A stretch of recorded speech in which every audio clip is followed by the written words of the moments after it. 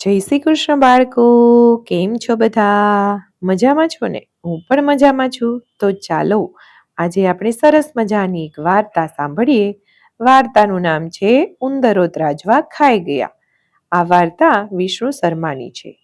એક શહેરમાં એક વેપારી રહેતો હતો. એનું નામ હતું ધનક્ષય. વેપારમાં એકાએક તેનું બધું ધન બરબાદ થઈ ગયું. એટલે તેણે વિચાર્યું કે હમણાં મારે થોડા દિવસ આ શહેર છોડી દેવું જોઈએ અને કોઈ બીજા શહેરમાં જઈ અને ધંધો કરવો જોઈએ. આવું વિચારી એણે પોતાની બધી માલ મિલકત વહેંચી નાખી. પરંતુ એના બાપ દાદાની યાદના તોડવાના ત્રાજવા હતા. એમનું મન ન થયું કે આ ત્રાજવા હું વેચી દઉં. આ ત્રાજવા લોખંડના હતા. બાપદાની સ્મૃતિના ત્રાજવા તેણે પોતાના મિત્ર લક્ષ્મણને ત્યાં મૂકી જવાનું વિચાર્યું. લક્ષ્મણ તો હતો જાતનો વાણિયો. એણે લક્ષ્મણને કહ્યું, મિત્ર, હું પરદેશ જાઉં છું અને મારા બાપ દાદાની યાદમાં આ ત્રાજવા છે ને એ હું તારે ત્યાં મૂકી જાઉં છું. હું પાછો આવીશ ત્યારે લઈ જઈશ અને ત્યાં સુધી તારે એને બરાબર સાચી રાખવાના છે. લક્ષ્મણે તેને ધીરજ બંધાવી અને ત્રાજવા લઈ લીધા. મિત્રને વસ્તુ સોંપી અને આ ભાઈ તો ગયા નિશ્ચિંત બનીને. તે પરદેશ ચાલ્યા ગયા. ત્યાં તેણે નવેસરથી પોતાનો ધંધો શરૂ કર્યો. નસીબ જોગે ધંધો ખૂબ ફેલાયો અને તે ખૂબ કમાયો. ખૂબ કમાયો એટલે તેણે ત્યાંથી ફરીથી પોતાના દેશમાં જવાનું નક્કી કર્યું. ખૂબ સારી રીતે તે પોતાના વતનમાં પાછો આવ્યો. સૌને મળી અને ખુશ થઈ ગયો. તેને કમાઈને પાછો આવેલો જોઈ બધા લોકો ખુશ થઈ ગયા. થોડા દિવસ ત્યાં વ્યવસ્થિત થવામાં ગયા. એક દિવસ તેણે પોતાના બાપ દાદાના સમયના ત્રાજવા યાદ આવ્યા અને તે સીધો પોતાના મિત્ર લક્ષ્મણ વાણિયાને ત્યાં ગયો. લક્ષ્મણે તેને હસીને આવકાર્યો. પછી ધનક્ષયે પોતાના ત્રાજવાની માંગ કરી કે મિત્ર લક્ષ્મણ, હું તારે ત્યાં મારા ત્રાજવા મૂકીને ગયો હતો, તે હવે તું મને પાછા આપી દે. આ સાંભળી લક્ષ્મણ તો ગંભીર થઈ ગયો. એમણે કહ્યું, ભાઈ, કેમ શું થયું? ત્યારે વાણિયાએ કહ્યું, મિત્ર ધનક્ષય, તારા ત્રાજવા તો ઉંદરો કરડી કરડીને ખાઈ ગયા. મને તો ખબર જ ન પડી. હવે તને હું કેવી રીતે આપું? વાણિયા મિત્રની આવી અવળી વાણી સાંભળી અને ધનક્ષય સમજી ગયો કે તેણે ત્રાજવા પ્રત્યે દાનત બગાડી લાગે. લોખંડના ત્રાજવા આ ઉંદરો કેવી રીતે ખાઈ જાય? હવે ત્રાજવા પાછા આપવાની એની ઈચ્છા નથી લાગતી. એટલે એને આવું બહાનું કાઢ્યું લાગે. એટલે વિચાર્યું ધનક્ષયે કે જેવા સાથે તેવા થવાની રીત અપનાવવી જોઈએ. એટલે એણે કોઈ આશ્ચર્ય પ્રગટ ન કર્યું અને કીધું, હા મિત્ર લક્ષ્મણ, એમાં તારો દોષ હું નથી કાઢતો. ત્રાજવા તે તો ઉંદરો હજમ કરી ગયા છે ને. આ જીવન જ જોવા જઈએ તો એવું જ છે. બતાવ ભલા, એવી કઈ વસ્તુ આ સંસારમાં છે જે નષ્ટ નથી થતી? તું ફિકર ન કર, ચાલ હું જઈશ. ધનક્ષય આવું કહી અને ચાલ્યો ગયો. થોડા દિવસો ગયા. વળી એક દિવસ ધનક્ષય લક્ષ્મણ વાણિયાને ત્યાં પહોંચ્યો. કહ્યું, મિત્ર, હું નદીએ પૂજા કરવા જાઉં છું. તું મને જલ્દી સામગ્રી આપી દે ને. અને તેને લઈ તારા પુત્રને નદીએ મારી સાથે જરા મોકલશે તો મજા આવશે અમને. ત્યારે એના મિત્રએ કહ્યું, અરે એમાં શું થઈ ગયું ભાઈ ધનક્ષય? લક્ષ્મણ વાણિયાએ તો જરૂરી પૂજા સામગ્રી બાંધી દીધી અને પછી પોતાના પુત્રને બૂમ પાડીને કહ્યું, અરે બેટા, જા, આ કાકા સાથે જા અને પૂજાની સામગ્રી ઉચકી અને નદીએ સાથે જા અને સાથે આવજે. દીકરો બોલ્યો, જી પિતાજી. પછી પિતાની આજ્ઞા અનુસાર એનો પુત્ર ધનરાજ ધનક્ષય સાથે પૂજાની સામગ્રી સહિત જવા લાગ્યો.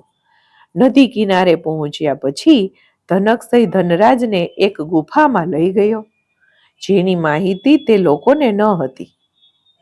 ધનરાજ હજી વ્યવહારમાં કાચો હતો, નાનો હતો. પછી અતઃ ધનક્ષયે તેને ગુફામાં કેદ કરી દીધો. તેમાં મુશ્કેલી પડી નહીં.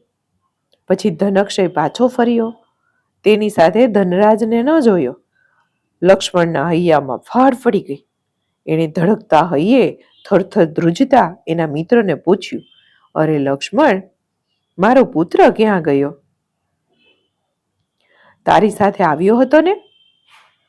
એમણે કહ્યું, મિત્ર લક્ષ્મણ. ધનક્ષયે તો શાંતિથી ઉત્તર આપ્યો, શું કરું હું? નદીમાં પૂજા ધ્યાન કરી રહ્યો હતો. તારો પુત્ર નદી કિનારે બેઠો હતો. એકાએક એની ચીસ સાંભળી મેં તેના તરફ દ્રષ્ટિપાત કર્યો તો જોયું કે એક સમડી તેને ઉઠાવી અને આકાશમાં ઉડી ગઈ. હવે એનો પુત્ર તો 10-12 વર્ષનો હતો. સમડી એને ઉઠાવીને લઈ ગઈ. આ તો એક આશ્ચર્ય ભર્યું હતું. અને તે પણ આવડા મોટા છોકરાને ઉઠાવીને લઈ જાય. ત્યારે એના મિત્રએ કહ્યું, અરે ભાઈ, આ વાત તો અસંભવ છે ધનક્ષય. અને તે તો ક્રોધ ભર્યા સ્વરે બોલી ગયો, ના ના, સમડી એનાથી 10 ગણા મોટા બાળકને કેવી રીતે ઉપાડી જાય? ભાઈ, દુનિયામાં સંભવ અને અસંભવ તો બન્યા જ કરે છે, અને મારો દાખલો નજર સામે છે. લક્ષ્મણે કહ્યું, તારો વળી કયો દાખલો? ત્યારે ધનક્ષયે કહ્યું, કેમ ભાઈ વળી? મારા ત્રાજવા. ધનક્ષય બોલ્યો, તારે ત્યાં હું ત્રાજવા મૂકીને ગયો હતો તો લોખંડના ત્રાજવા ઉંદરો નહોતા ખાઈ ગયા? હવે લક્ષ્મણભાઈ શું જવાબ આપે? બસ એ જ રીતે સમડી પણ તારા બાળકને ઉપાડીને જતી રહી. લક્ષ્મણે કહ્યું, નહીં ધનક્ષય, તું તો ખોટું બોલે છે. ક્યાં ત્રાજવા અને ક્યાં મારો પુત્ર?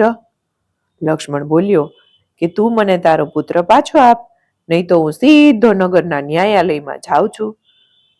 ધનક્ષયે શાંતિથી કહ્યું, જા ભાઈ, તું જઈ શકે છે. મારી વાતને ખોટી સાબિત કરી બતાવ તો ખરી તું.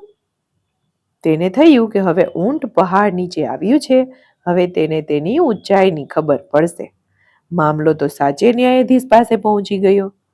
પુત્રના વિયોગમાં લક્ષ્મણ વાણિયાગીરી ભૂલી ગયો હતો અને બોલ્યો, મહારાજ, મને ન્યાય અપાવો.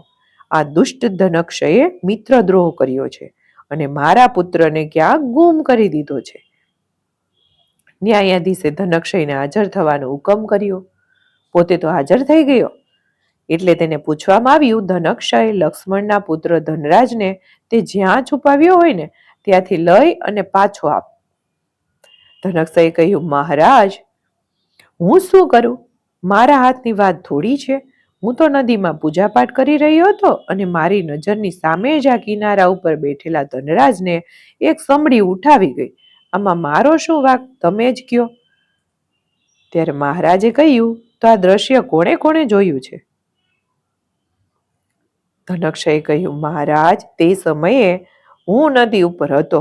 કેટલીક ગાયો ચરતી હતી એ પણ જોતી હતી અને એક વાંદરો પર ઝાડ ઉપર બેઠો હતો. આ દ્રશ્ય જોઈ અને ચીચિયારી પાડતો હતો. ધનક્ષયે તો ગંભીરતાથી ન્યાયાધીશને જવાબ આપ્યો. તેની વાત સાંભળી પુત્ર વિયોગથી વસમો બનેલો લક્ષ્મણ વાણિયો રડતા રડતા સ્વરે બોલ્યો, અરે ધનક્ષય, તું સરાસર જૂઠું બોલે છે. 10-12 વર્ષના બાળકને વળી નાની સમડી કેવી રીતે ઉઠાવી જાય? એટલે તરત ધનક્ષય બોલ્યો, ભાઈ લક્ષ્મણ, એક ઉંદર લોખંડના ત્રાજવા ખાઈ શકે તો શું સમડી તારા બાળકને ન ઉઠાવી જઈ શકે? વળી મારા ત્રાજવાની તે વાત કરી ત્યારે મેં કોઈ ઉહાપોહ નહોતો કર્યો. તો પછી આજે તું શા માટે બૂમો પાડે છે? ન્યાયાધીશ આ વાત સાંભળતા હતા. તેઓ તરત ન્યાય કરતા બોલ્યા, લક્ષ્મણ, ધનક્ષયની વાત સાચી છે. તું નીચું જોતા બોલ્યો અને રડી પણ પડ્યો છે. ત્યારે એમણે કહ્યું કે મહારાજ, હું મારી ભૂલ કબૂલ કરું છું અને એને એના ત્રાજવા પાછા આપું છું. તો મને એની પાસેથી મારો પુત્ર પાછો અપાવો. ન્યાયાધીશે ત્રાજવાની વાત જાણી અને પછી સમજી લીધું કે લક્ષ્મણને પાઠ ભણાવવા માટે જ ધનક્ષયે આવી ગોઠવણ કરી હતી. તેમણે લક્ષ્મણ પાસેથી ત્રાજવા લીધા અને પછી માફીપત્ર લખાવ્યું અને પછી ધનક્ષય પાસેથી ધનરાજને મેળવી તેને બાપ સાથે મુલાકાત કરાવી આપી. પોતાના પર મુશ્કેલી આવે ત્યારે જ મનુષ્યને સાચા ખોટાનું જ્ઞાન થાય છે. આ આજે લક્ષ્મણને સમજાયું અને એના મિત્રને પોતાની માફી માગી. તો બાળકો, આવજો. જય શ્રી કૃષ્ણ. નમો નમઃ.